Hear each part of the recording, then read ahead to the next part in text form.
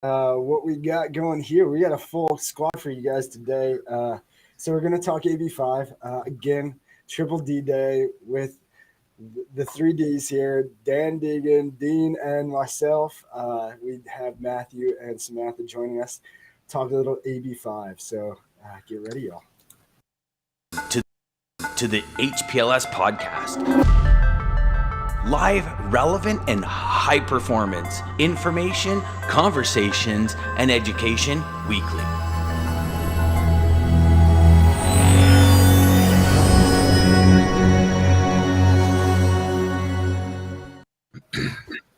This full squad is fun. I love seeing everybody here. That's crazy. This is the most we ever had on the show at one time. Good. Yeah. There's a good morning already. Good morning, Lisa. California's in. Morning, Lisa. Yeah. All right, DJ, kick it off, brother. Let's go. Yeah, let's go. Who do you want to kick off? Who'd you say? Anybody? I can just start talking. I'm very good at that. Good morning, everybody. Thank you for having me on the program. I'm excited to be here. Sweet. We're excited to have you, Matthew. Why don't you kick it off, brother? I love your Let's stuff. set the stage. We're talking about Assembly Bill 5, AB5, and of course the ABCs, the test that determines if somebody is an employee or a contractor. The law is relatively new, kind of, not quite. It's the codification of a case called Dynamex from 2018. When AB5 first passed, many companies were upset. For example, the gig companies. They spent hundreds of millions of dollars for Proposition 22 and exempted themselves, so they don't apply necessarily to AB5. The trucking organizations fought very hard. They appealed to the Ninth Circuit Court of Appeals, and the Ninth Circuit said, no, thank you. That went to the Supreme Court with a petition for certiorari. Please, Supreme Court, grant us reprieve. This law is just so onerous. And the Supreme Court said, we're not interested. And now we're stuck with it. Here we are, AB5. The world has ended. Has it? Probably not, but we'll get into it. That is the background of Assembly Bill 5. Right. All right, so Where was that intro? That was the best intro. Then we should have started with that intro. Shit. Yeah, I can't top that. So let's just keep going on with that energy. Dude, you've got a total radio voice. I appreciate it. Definitely. It's cool. It's Close cool. my eyes, you're all over it. The key thing to understand about this bill is what is an employee and what is a contractor. And that is not something that an individual decides. That is a law that is applied to the set of facts. So when there's a hiring entity, and that's the company that pays somebody money, the hiring entity makes the decision. I'm going to call you an independent. I'm going to call you an employee. But the reality is that that designation is just what they say. The law is something different. The law has a test, and the ABC test is that test. We'll probably talk about that test in a moment. But what ends up happening is you can call yourself a contractor, but you're probably not.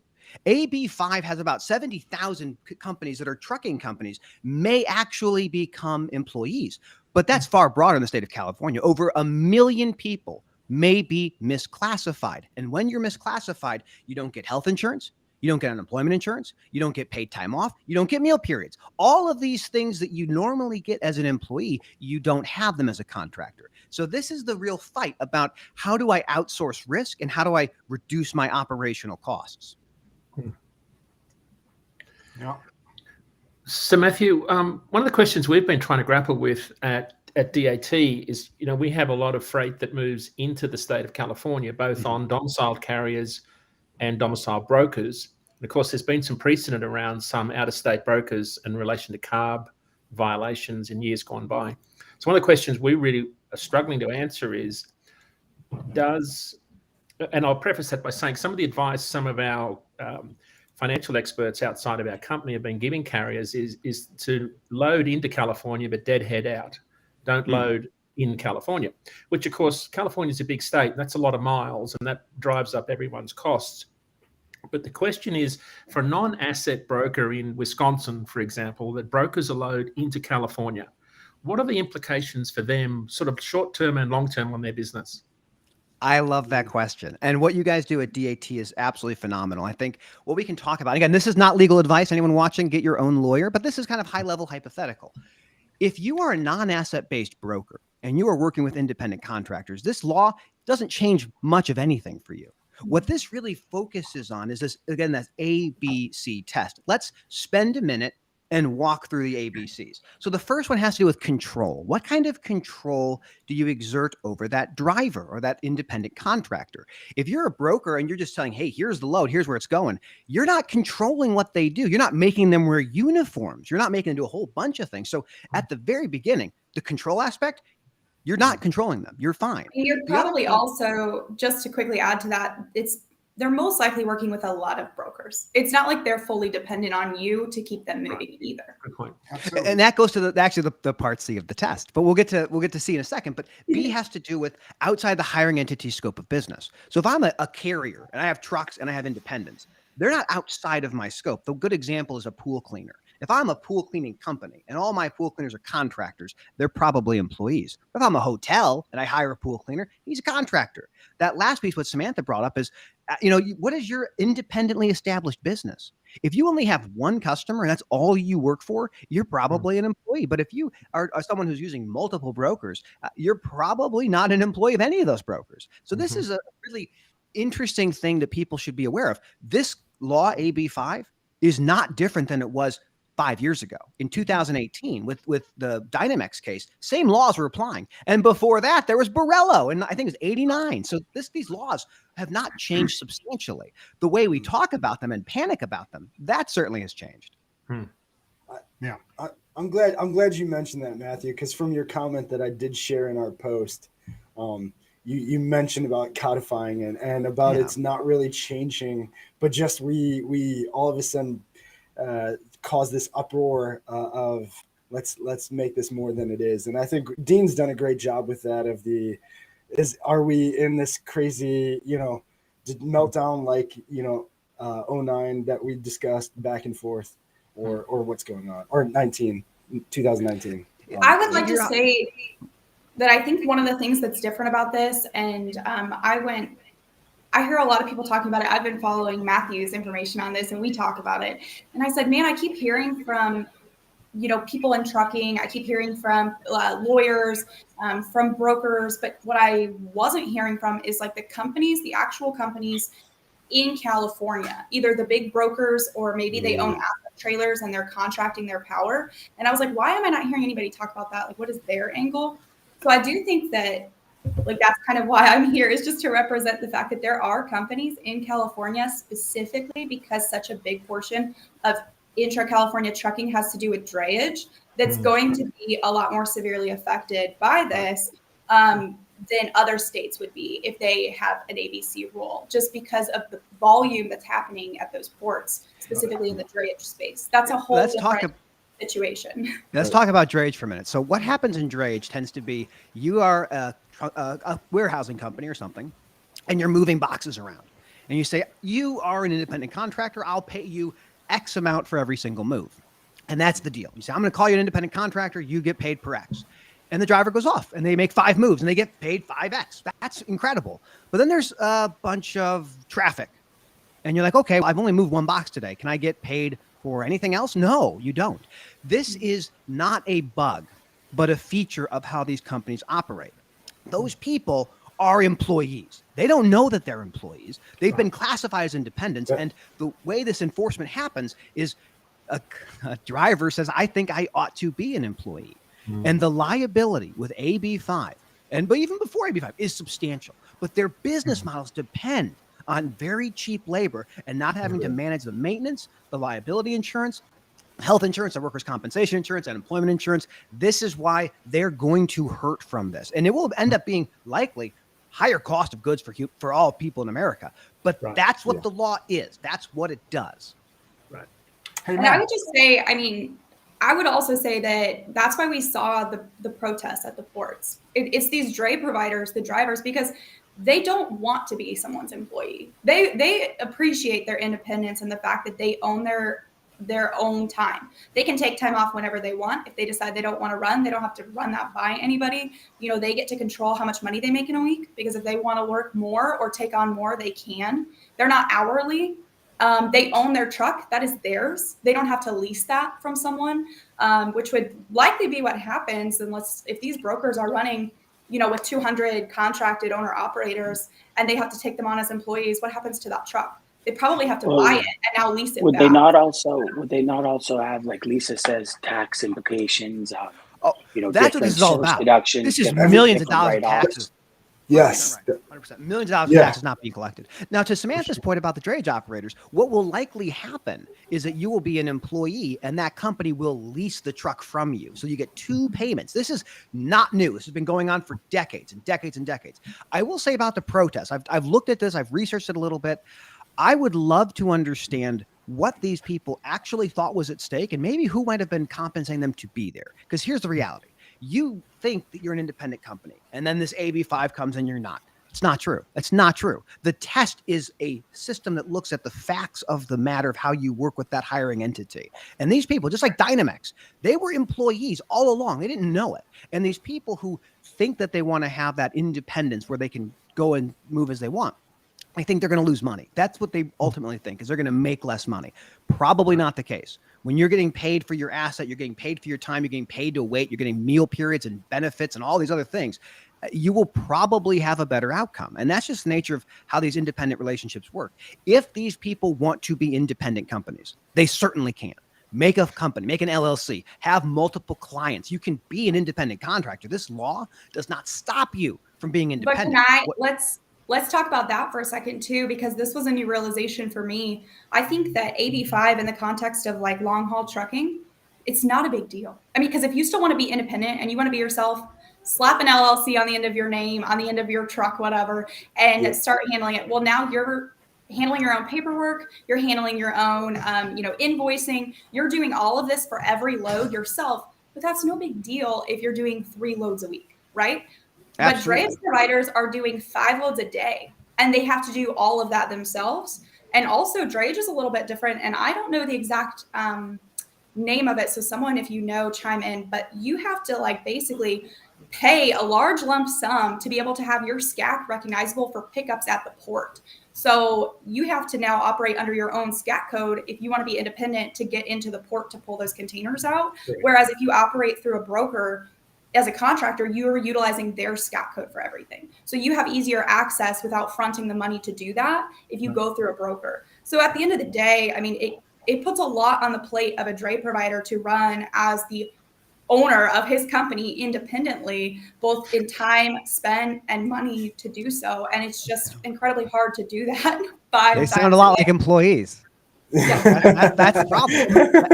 Yeah. Hey, Matt, how about the recent ruling with Snyder National when it went from the 7th Circuit Court overruled the lower court, saying that one of their independent contractors was actually a employee because they were telling him what to do, how to do it. He truly wasn't independent.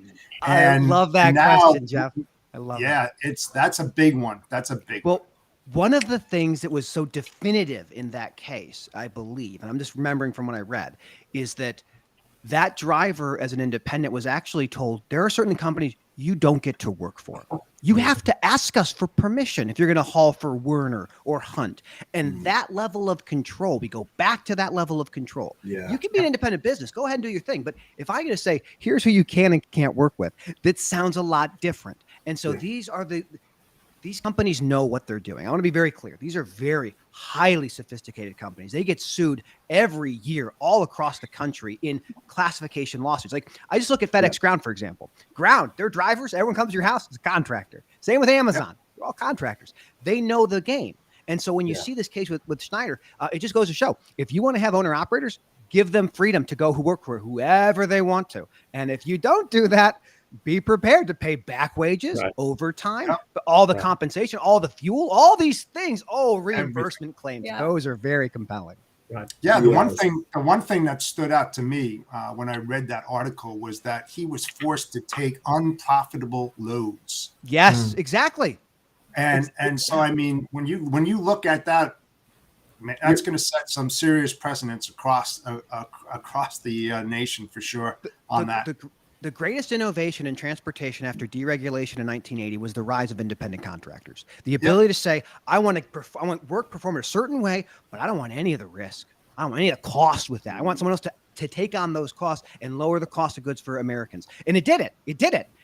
That's why in 1980, the average salary for an over-the-road truck driver was $38,000, which today is like $120,000. What's the average compensation for an over-the-road trucker today? Not that. That's not that amount. So this is the world we live in, man. And Jeff, that's a great point. Like, we're going to watch these trucking companies make these adjustments and say, okay, well, we're going to be more friendly to power only. You can bring your trailers, use our trailers. We'll have a great time. But that level of control and how you force people to do things, force dispatch, you're looking a lot like an employer, And that ABC test is in 20 states. It's not like it's just California. It's everywhere. It's everywhere. Yes. I love the law. Not everywhere has ports, but also we have rail yards. The same thing. Rail yards, same thing. There's a question here. Every employees don't hire their own workers. Employees don't have business entities. Employees don't pick up and choose their loads. They're among those who California is reclassifying, is what Brandon's saying here.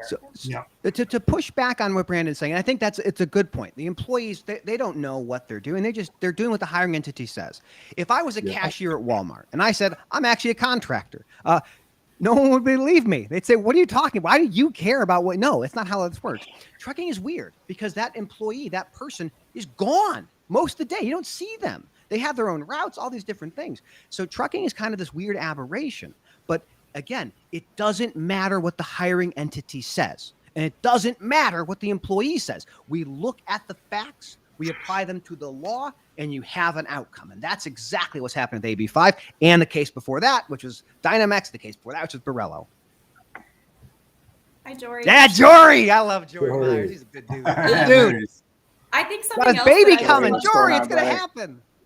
Something I want to mention too about California is that I just kind of find interesting is that there will be opportunity now for the union to expand their footprint in California, because if these employees, if these independent contractors are going to now become employees, and you have whatever it is, drayage providers or trucking companies going from 10 employees to 250 employees now, then your union is going to be knocking on that door wanting these people to unionize, and they might choose to if that's what they decide to do. So it's also an opportunity for union expansion in California. I like that point. I think we can, if I can talk about that for a moment. When it comes to unions and trucking generally, 1980, 60% of truckers were unionized, 60%.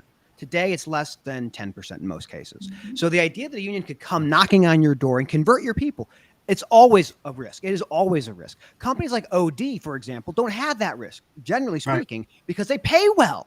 They know how to take care of their people. So if you want to avoid unionization, take care of your people. That's the answer. Yes. If your answer is the only way to stop the union is to make everybody contractors, you're going to die. You're going to get eaten alive by companies. Such a great point, Matt. That is. Yeah. Take care of your employees. You don't have to worry about that then. I did some fishing on that, and I think pretty much what I'm hearing is that in order to take care of your employees, number one, just be a good employer, right? Like, be a good person to work for.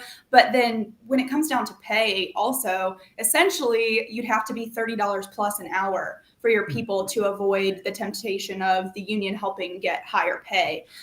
So you're looking at $30 to $35 an hour for all of these like 200 drivers you just brought on as employees. And that goes back to what we talked about already about just the increase in costs for these brokers, and we know that everything gets passed along. And I can't name sources, but I talked with one pretty large drayage provider on the West Coast, and basically what they said is that they've seen the cost right now dropping for transporting these containers, and it's coming down maybe $50, $75 a container or whatever it is, and they've been seeing that recently.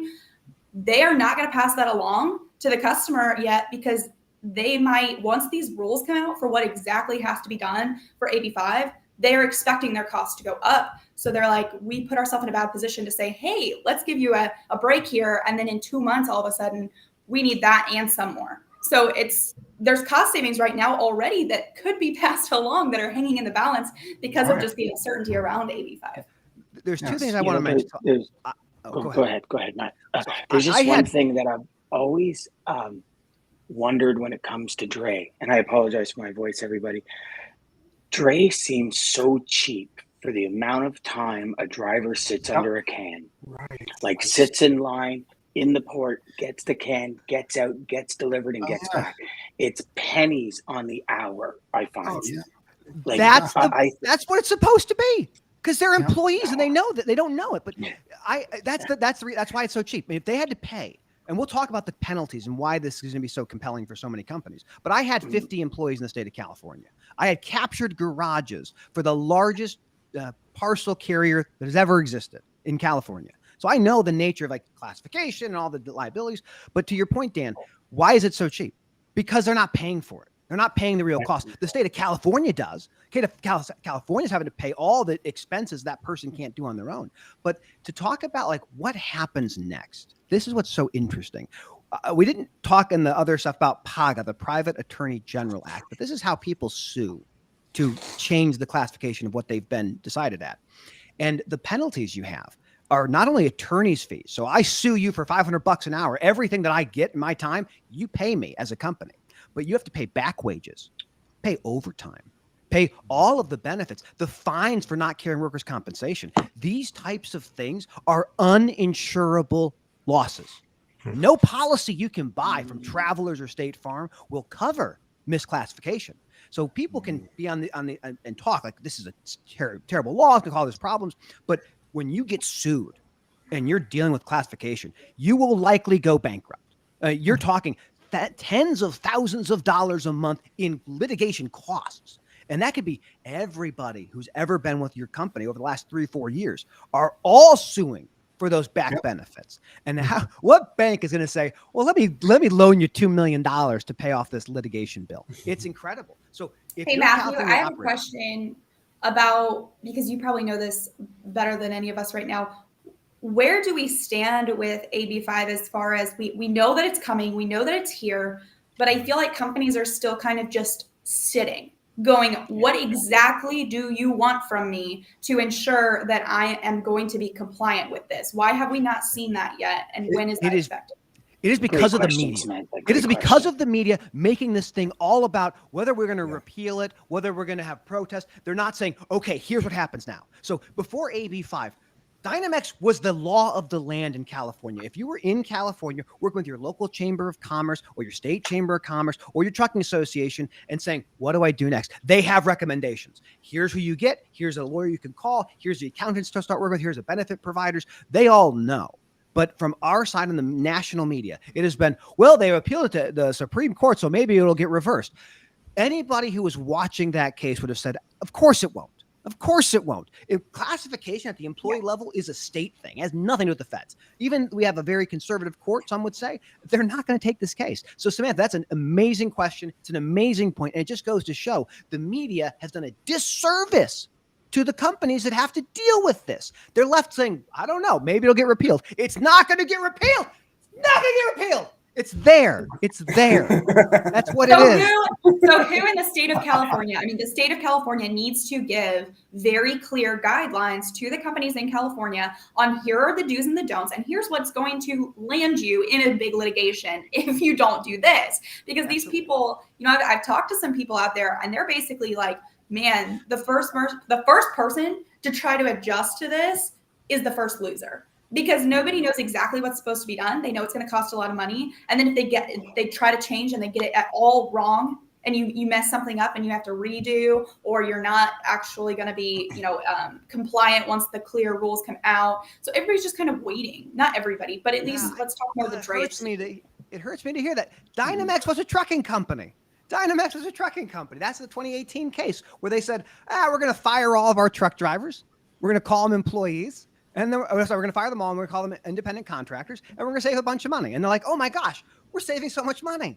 And then they got sued, and they lost. So like the idea that companies need to wait, that's wrong. If I was giving advice to any company now, is call your attorney and say, look at my independent contractors, look at my contracts. Because again, FedEx and Amazon have done this for a long time. They know exactly how to avoid liability. Yeah, they're not getting caught. They're not getting caught. They get sued every year. Every year every year they win. I got to get moving, everybody. I apologize. I got to get to radiation. But Matthew, Samantha, Jeff, Dean, thank you so much for being here. DJ, as always, buddy, you're a rock star. Thank you, guys. Thanks, Dan. I'll catch up with you all after. Definitely. Matt, so being new to you made a comment about it just being an expansion of something that's already there. So I'm not familiar with all of the crazy rules and laws, but was involved in sales side of a sales organization trying to open up new offices. They were an ADT authorized dealer, and just opening into California, and this was maybe 12. And even then, there were so many different hoops, laws, and regulations, overtime, this, that, and all of these things. It seems very familiar to this. So is it the same? Is it just a little bit different? Is it something they made bigger? 100% the same. In the state of California, I'm not speaking as if I'm in the state of California. In California, we care about meal periods. We care about overtime. If you work over 8 hours in a day, you're getting overtime. It's not about 40 hours in a week. It's about 8 hours in a day. So California's version of how they pay people and how they calculate time is really big. If you miss a meal period, and with mobile guys with ADT, they miss a meal period, what's the penalty? 1 hour overtime and a fine. So you have to have people sign waivers every day saying, I waive my meal period. These laws are generally applicable employment regulations. They apply to truck drivers. Now, over the road, not so much, because they're doing overstates, doing interstate stuff. But if you're an intrastate, you're driving just in your state, you are going to be subject to all of these things. So some companies say, I don't want to do business in the state of California. If you were to take California as its own thing, make it its own country, 7th largest economy in the world, 40% of all freight comes from Long Beach and Oakland. This is and LA. This is a place you don't get to exempt yourself from. This is the cost of doing business and transportation. In California, they are an interesting state to do business in. Yes. And I just, thank you. 40% of all business is coming through those ports of our goods, and most of them are being pulled right now by independent contractors. That's right. With a truck that's pulling a container. So I think that the reason, and again, I'm sympathizing with these people, because you talked about, well, how do they not know already what they're supposed to be doing? Because up until a couple of months ago, what they were doing was entirely legal and compliant. And that was just the truth. Like they were doing it for years. Businesses were built that way. I'm talking drayage only. I'm not going to get into trucking. But the way these guys were doing this, these contractors were working with them. Maybe they're pulling their assets, maybe whatever the situation is. And that's how their business has always operated. They've been inspected. I don't know. I assume they're passing tests to be able to do that. And so I'm just really curious to understand, if it wasn't legal all this time, why has that been how it's operated? That gets to PAGA. So let me give me a moment, DJ, and everyone, to kind of set the stage. When did Pluto become not a planet? What changed about Pluto? What changed about it? Well, it doesn't. Does it not have enough moons or something? No, that's a good question. Let's go through it. So what makes a planet? The first thing is it has to orbit a star. So it orbits the sun. Mm-hmm. Cool. It has to have a ball. It has to be a sphere. We call it hydrostatic equilibrium. When it's a sphere, that's the next part of the test. The final part of the test is it clears its orbital path. So as it goes around, there's other debris, and Pluto doesn't clear it. Same with Ceres. There's an asteroid in the asteroid belt called Ceres. 25% of the mass of the asteroid belt is Ceres. This is an amazing. You look at it, you go, that's a planet. Here's the thing, Samantha. This is why I go use the planet analogy. Just because we change the definition doesn't change the characteristic of the thing. So these drayage operators, there's a test that says what they are. The challenge is California lacks the resources to enforce and audit all this stuff. They defer to the hiring entity. When that person then says, I think I might be an employee, the state of California says, we assume you're right. We assume you're an employee. We assume that hiring entity is wrong. Prove me wrong, hiring entity. And so this thing of the drayage operators, they were employees all along. They didn't know it. Now, what happens in California is this thing called the Private Attorney General's Act. What that means is I can, as a state of California, give the right to enforce those laws of California Labor Code to a private attorney to sue on behalf of the state of California to enforce the laws. And when that happens, that PAGA claim, 75% of what you get goes to the state of California. So what's going to happen over the next period of time, now that the attorneys are like, wait, I can make a ton of money suing people that wrongfully classify people? That sounds amazing. So these drayage operators, they don't know. Their job is to know how to move this box to that location and back again. That's what they're good at. That's what they do every day. They don't know that the hiring entity intentionally or negligently misclassified them. Goes back to the planet. It's a great question, great test. And you just got to apply the law. I think I'm excited for the people who would prefer to be employees and didn't understand that would be like maybe that they feel that's in their benefit, but they just didn't know. So I think this is a good thing for the people, right, who want to be an employee and they don't want to have to do everything themselves, and they want someone to provide their insurance and their overtime and whatever that is. And I'm like, truly hope the best outcome for these people. But then the part of me that's like, if you want to do your own thing, do your own thing, and don't make anybody else tell you what to do, is like dying inside for the people who want to stay independent, because there are going to be some, right? And so, I mean, I guess they'd have to, what do they do, Matt? Let's talk about that. What did those people do? Could they potentially, instead of trying to become their own, handle everything themselves, could they just diversify out and now run Dre moves for 3 different brokers? Like, is that 100%? I recommend, again, not legal advice. Don't take legal advice from a television show. But the advice I would give to somebody hypothetically is start a business, make an LLC, get multiple clients, run your own operating authority, do the way you want to do it, and you'll probably make more money too. The reality is that you can still be independent. There's a ton of independent companies in the state of California. You just have to make sure you satisfy all these tests. But I would talk to the California Trucking Association, Harbor Freight Association. You can ask them, hey, I want to be protected. I want to have my own company. I want to carry my own liability insurance and manage my maintenance and all of these things. So that's how I would kind of look at this. And I would explore ways to continue being independent. Jeff is back. Hello, Jeff. Good to see you, my friend. Hey, and I will say, going back to your point, Matthew, in the beginning, I mean, it's if they're doing only work for one company, they are an employee. I mean, and you should just know that to be a company, you're doing work for multiple, businesses, and you're just handling it on your own. So DJ, if we take that into like consulting work, it's in our industry too, right? Like you can be an independent contractor, 1099 as a consultant.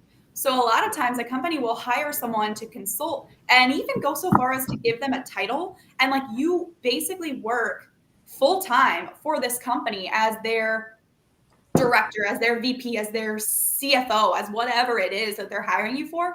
And you might choose to do that for 6, 12, 10 months without doing a single other thing. But the point is, if someone knocked on your door in month 8 and said, I want you to consult for my company, and you say, okay. Because you don't have to go get approval to give any hours of your time to somebody else now and make money there. So it's just like you can be content with working with one person as that contractor, but you don't want to lose the freedom and the autonomy to say, but I also want to be able to make money when it comes knocking on my door and I like it without losing what I'm doing now. So again, I'm just like, I'm trying to be like this sympathetic antagonizer, right? For the other side of this situation.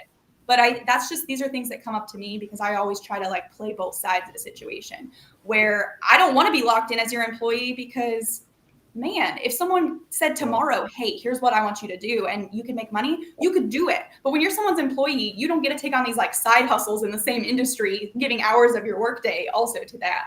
So there's a difference there as well. Yes, no, great point. Now, I have a question from Dean. And Dean, you want to say the question and I can answer it for the folks on the...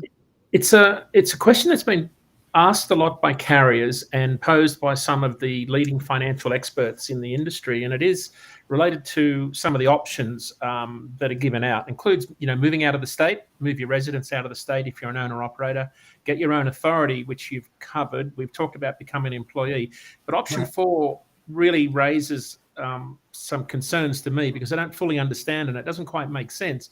Option 4 is for an owner operator to avoid, I guess, AB5 and being caught up in the compliance issue.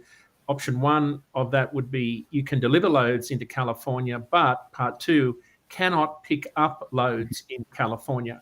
Could you explain that a little bit more? Because it doesn't quite make sense to me based on what I've heard today anyway. Yeah, so It doesn't make a lot of sense to me either. The question I would be asking for someone thinking about this is, when do you have to be concerned about being classified as an employee? So first of all, you have to have a person who wants to be classified. So California is not coming in and auditing everybody. What's happening is big companies are saying, okay, I have a brokerage business, I have an asset business, and maybe in California, if I put my own independents out there, they're going to be employees, they're going to sue me, and I'm going to have a bunch of trouble. If you're an owner operator and you're using a broker who is not asset based, who is just doing the brokering thing, you're not going to get classified as anything. And the state's not coming knocking on your door. What's typically happening in these cases is someone who has been misclassified sues their former hiring entity and says, you misclassified me, I want a bunch of money. So coming into the state of California doesn't change anything about your being an independent business, working with other companies. It sounds like it might be some risk management pathway, but it doesn't make a lot of sense to me. Now, if you are doing a ton of California, this idea of the two payment model, that you get paid for your asset, you get paid as an employee, that makes sense if you're hired just with one brokerage entity. But every truck driver multi-homes. Multi-homing is this idea that as a trucker, I'm going to a load board, or I'm going to a digital freight matching company, or I'm talking to shippers directly. And that ability to multi-home makes you independent. Like, the facts of this test don't change. They're all the same. So I think that fourth one of, like, you can take a load in, but you can't take a load out, that doesn't make sense to me, unless that hiring entity is really concerned that that person might just turn around and sue them. And so let's take an example of, say, a leased on owner operator in Phoenix who runs into Los Angeles and back every day. So he's working for a carrier out of Phoenix, leased on. So essentially he's an employee under the ABC test. Yeah. And then he goes into California. If he was working for just one company on the return load out of Los Angeles, they would be caught up in the ABC test. They would fail the ABC test, if I understand it. 100%. I mean, and that's a great point. So the ABC test, again, it's California uses it, but so does 20 other states. So you actually might have people that are operating as independents, not realizing they're actually employees. And this leased business where you, as a trucking company, give them access to the asset and they're paying you something for the asset and all this stuff, those models may not survive in this environment. I think you're going to have a lot of challenges there, especially if you only have one person giving you all the work. That's not likely going to be a good solution. I like these examples of situations because, again, like, a lot of people are of the opinion that this is just easy. This is common sense. This is no big deal. But there's always going to be, like, those niches where there's certain situations where it's like, no, you have to think a little bit harder now. Like, is this or is this not? And just especially with, I feel like, the state of California, because it's just so unique in what it does and the business that flows in and out of it. And like you just said, Dean, with the surrounding states, that happens a lot. Containers move a lot, or even just from warehouses right across from California to Nevada back to California, and just those type of situations. So I just think it's interesting that everybody has to figure out, what does this mean for me based on our model and how we're executing. And these big companies have attorneys on retainer that are helping them figure out what strategies they're going to employ to get the victory. And they're also probably spending tons of money lobbying, trying to get laws changed. So there's what about the small companies? Yeah, the small companies they're being taken advantage of by everybody. That's how it goes. Like, that's the model. That's what it is. That's the truth. Thank you for saying the truth. We do have a LinkedIn. We do have a LinkedIn user. I don't know who it is, but it says, "Does Canada have anything like this?" I don't know this. Do you guys know that? Anybody on here? I don't know. I will say this: each one of the provinces have their own regulatory authority, and so there are certainly going to be ones that are very similar to California, probably. And again, this type of test, just because we have ABC here, there's a bunch of versions of things like this. So my expectation is most states that have and provinces have some form of labor law have something similar to this, I would expect. Hey, Matthew, I was curious about this one. It dropped a while ago, again, from Brandon. It said AB5 expands the ABC test into areas it wasn't previously, work comp, unemployment. Do you know anything about that? I know exactly about that. It was always there. So, okay, yeah, that's good. I love esoteric legal things. No, if you misclassify somebody, what do you have to pay for? And what typically happens is you have to pay the unemployment insurance, you have to pay workers' compensation insurance, you have to pay all of these things. And those happen when you misclassify. So the expansion of these things is not new. When people were suing under the Dynamex case and under the California labor law, they would have those as additional penalties. And the state of California would assert those penalties. So I would suggest that it has not expanded what Dynamex was doing and the actual liability you face. Because the reality is, if you own a business, the two things you can't miss are your insurance payments and your payroll. You miss those two things, you're out of business. And so when you're hiring all these independent contractors, you get net terms on everything. I pay you net 30. I pay you net 60. That's when you get paid. You can float all of these things. But when you have an employee and you have these types of insurance you must have, you don't have them. California smashes you in the mouth. You have to have those things. Yeah. And then he said, what if I feel like I'm making enough money with one client MC and don't need others? The key is the opportunity to work for others, not necessarily the fact they do so. And that's the argument that I made too with when I talked about the independent consulting. I feel you on that one, Brandon. But I mean, I think there's still going to be certain situations where it's like too bad, so sad, because if you're going to work for the same company for 2 years, but you want the independence to do something, you're an employee unless you go make yourself an actual business. And I want to just kind of emphasize this, that a lot of people don't realize we have an adversarial system in America when it comes to litigation and how you do things. So this test, ABC, under AB5 says we are going to presume the hiring entity is actually making you an employee. If you come up and say, I don't want you to presume that, California. I'm actually independent. I love it. I'm having a great time. That case doesn't happen. So the only time you have these fights, these big fights about classification, is when one side thinks the other side is lying. No, I'm not a contractor. I'm an employee. So to Brandon's point, if you want to stay as an independent, don't sue your company. That's what this is about. It's about suing companies. Don't sue them. You're fine. California's not going to come knocking on your door. Hey, can we sue your employer for you? No. Hey, although they might get a bunch of calls from lawyers in New York. Just for the sake, guys. Yeah, there you go.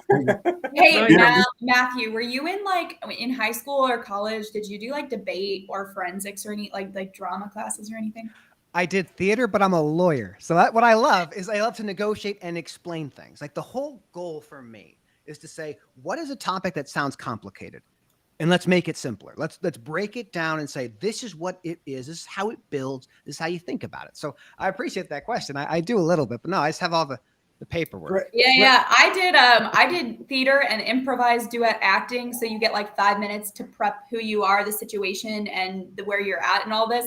And it's like that's why I'm good at these things. I just make this up as I go sometimes. So. 5 minutes to prep. Brandon does say, "Love you, Matt." We just disagree on these points. I can argue the other side. Like I've been disagree.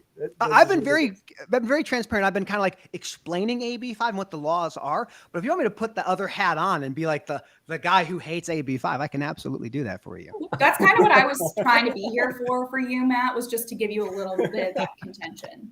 So can I pose a question? There's already a shift in imports to the East Coast that's been going on since the pandemic started. The numbers are in favor of the East Coast and the Gulf Coast ports in particular. Yep. So if you're a shipper and you've got an east-west, inland intermodal strategy, and you've got this imaginary line where it's cheaper to send freight to the East Coast, and clearly people have been doing that, doesn't this sort of suggest that anything you send into Los Angeles and Long Beach is just going to cost you a lot more over time, and that you therefore maybe need to permanently send a lot more freight to the East Coast, who, by the way, are deepening their ports and putting in higher ship-to-shore cranes to handle ever-given level ships in ports like Charleston?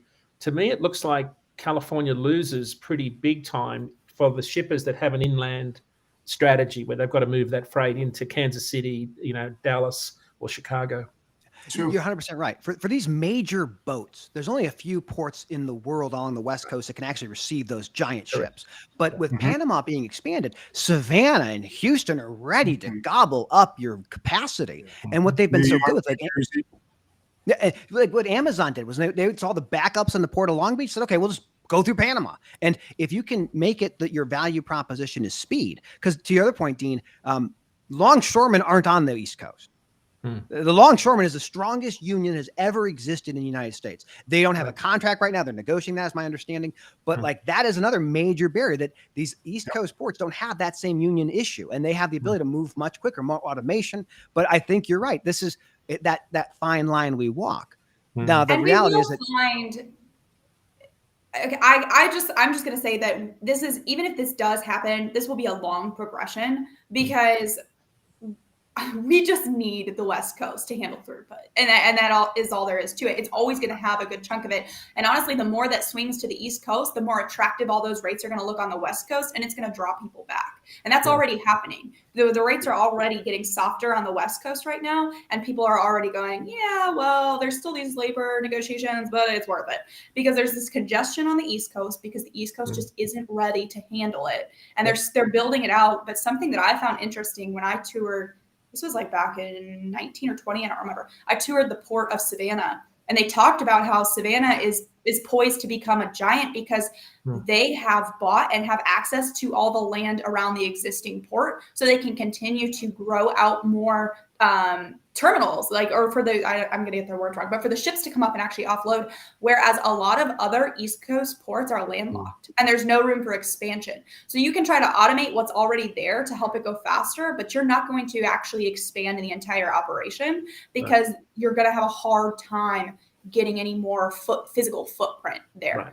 And so not just landlocked, but like locked by other industries and unpurchasable land, essentially, or government regulations, or whatever it is, wildlife preserves. I don't know, but it's really hard to expand there. And that's why I think Savannah has been working now for years, and they're still growing. And it's going to take them, like, when I was there, I think they said 7 years to get like the next one built. So you have to think like the time that goes into those massive operations. And I think we'll eventually, in the future, we're going to be at a point where the East Coast is handling a lot more.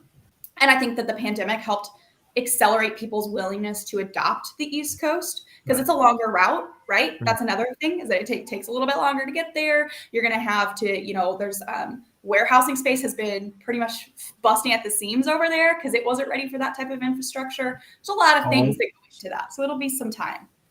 Yeah, all the warehouses are suffering immensely. I mean, look at Prologis, largest warehouse operation in the world at 964 million square feet. And they went out to their client base and said, you know what, we don't have the excess space to take care of extra inventory. But besides that, now you've got the congestion, you've got the steam line, online, in-gate and out-gate appointment process, which is busted. Which, I mean, look at the steamship lines when they're posting billions and billions of dollars every quarter. There's no incentive for them to change that online appointment process, because they're making a ton of money. I mean, you've got dray carriers that are going in there. They got an appointment. They wait there for 5 or 6 hours. They get to the gate and they get turned away. I mean, it's like all unpaid unless they make that move. Yeah, there you go, man. And to Dan's point, when he said about how do these dray carriers make money? I mean, it's unbelievable. I do a lot of dray moves out of the West Coast and talk to a lot of dray carriers out there. And the thing is that, do they have control over this appointment process? They don't. I mean, if they don't have the ability to take in chassis or empty cans, don't give out appointment numbers. Don't give out times. Say there's a cutoff. I mean, it's just crazy. It's unbelievable. And we could go on. We could talk about the West Coast metering intermodal to the East Coast, and the East Coast metering it back out. And our rail situation is not pretty domestically right now. And so there's just a lot that we're trying to figure out that's not going to be a quick fix. And so no, it also has to do with the shippers not being compliant and using those containers as excess warehousing, because they don't have the room to house it. So they're going to sit on it, and dwell times are going to go out through the and they're just taking advantage of it. And what does a container sit on? What's that? What does a container sit on? Sits on a chassis. And how many of those do we have just laying around as extras right now? Well, the other thing is that they can't rebuild the chassis as well, just like the automotive business out there, where they have, problems with chips and coming in from the packed rim. Well, guess what? A lot of the chassis out there need some of these parts as well. So they're not readily available where you can fix these, retrofit, or whatever you need to do to get them roadworthy, to get them back to where they need to be. So that's another problem within the system. Just to build off of that point, when it comes to chassis, there's about 500,000 some odd amount, but about half of them were built before 1997. Isn't that exciting? Doesn't that make you feel safe on those roads? Yeah. They're, I want to talk about that, Matthew. That's a horse of a different color. Yeah. The other thing that I've noticed is that things haven't changed a lot in terms of productivity on our ports, especially on the West Coast. It's I was a dray operator 40 years ago in Sydney, where the Transport Workers Union had a foothold, and they took their lead from the ILWU most of the time. I've spent 24 hours trying to get a box out of the port, get locked in overnight, get turned away. Forklift will probably drive past my truck and the container that I'm next to a dozen times during the day. And I watch a lot of guys on social media, and it just doesn't appear a lot has changed in that period of time. Ports globally, I mean, I shouldn't say globally because a lot of other ports are automated, but ports particularly here and in other companies where the unions have a pretty strong foothold. So that's the other part of this equation is port throughput. I think Samantha touched on it a little bit earlier when it comes to East Coast ports, because that's going to be the key to, I think, our economy. I remember the head of Georgia Port said last year, and it was quite a profound statement, but he said, when the US supply chain gets over 2 million TEU per month consistently, we get into trouble. Mm-hmm. And we just had 2.2 million TEU, the 9th highest volume of import TEU ever. And we've been above 2 million TEU for the best part of, I think, about 20 months now. Yeah. So there's no sort of data that says what the exact TEU import volume to reach equilibrium. But what he's saying is that we just have a supply chain system that's built around a certain volume, and we've been way above that for too long. I just don't know how we change that. What do you think about, to your point about business moving to the East Coast? Maybe this is a long shot, but maybe as more business moves to the East Coast because they're able to automate a little bit more, and they just in general, people are open to the idea. I think we could maybe see that impact the West Coast and the unions in their ability to maybe be more adaptive to these automation technologies because they're going to start to feel that when you used to have, 70% of the world's imports, and now you have 40. Right. So because people are basically just saying it's easier to do it over here because of what they're doing. So maybe there'll be more of a willingness to mimic those processes on the West Coast. Yeah, I did a show yesterday with Professor Kaplis from MIT, and he asked the question, do you think it'll be permanent? And I think it will be permanent because of A, what's going on the West Coast and people's reluctance to get caught up in it, but B, the investment port authorities have been making in their infrastructure.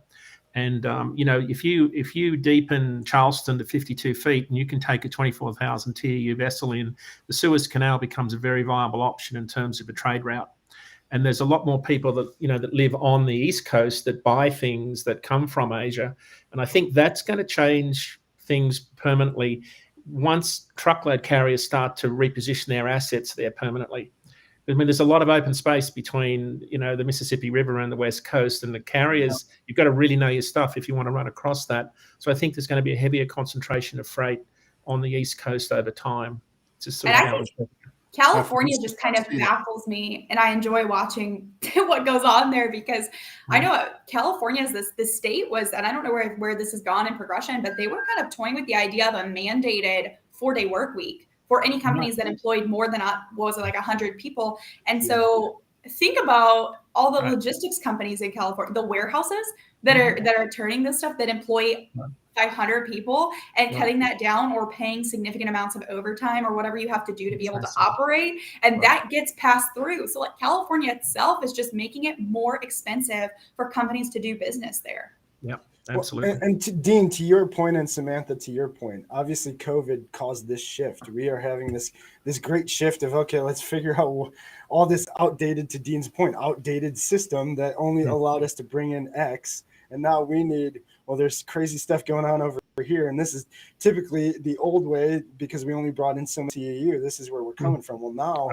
we're shifting everything, but it's just, collaboration. I mean, we talk about it all the time on the show. It's collaboration, and it's pushback from certain groups and certain things that aren't willing to shift when everything else is saying we need to go this way. They're saying, I want to stay this way. Right. Yeah, there's a huge lack of it. Huge lack of collaboration. I laugh, because you hear about collaboration now more than ever before. It's like, what the hell have you done over the last 20 years? What made you shift to say, you know what, we should start collaborating? My benefit. It's like, why have you waited? What have you been doing if you haven't been collaborating? I mean, it's just like, how do you? I mean, if you're in logistics, how do you not do business without collaborating?